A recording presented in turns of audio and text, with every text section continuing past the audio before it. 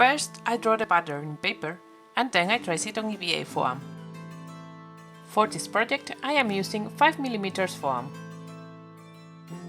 I cut 2 pieces of this base shape and then glue them with contact cement. You have to wait a couple of minutes before sticking the pieces.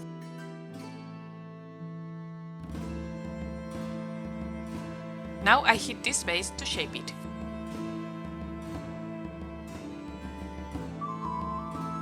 I use another 2 pieces of foam to add the detail on the top, and then I fix all these messy edges with my Dremel. For the filigree, I use 2mm EVA foam. An X-Acto knife is really useful to cut this kind of shapes.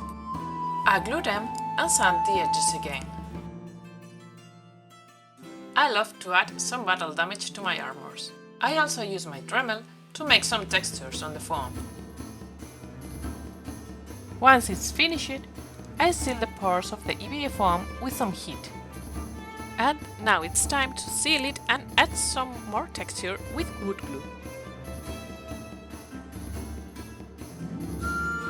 Now it's ready for the paint. I always start with a black coat. Then I made dark silver color mixing a metal medium and black paint. I use the dry brush technique to apply this color. Then I do some highlights with silver color. I like to use rub and buff paint to enhance the highlights even more.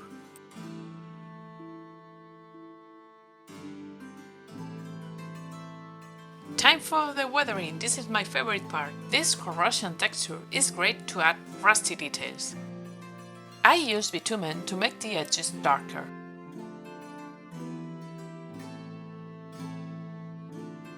Then, with some orange paint, I add more depth to the rusty texture. I use diluted paints to add more gradient on the edges.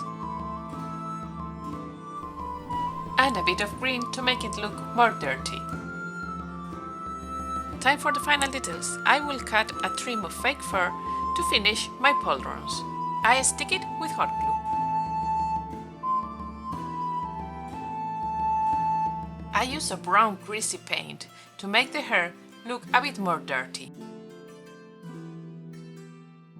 And I add some final touches with hair wax.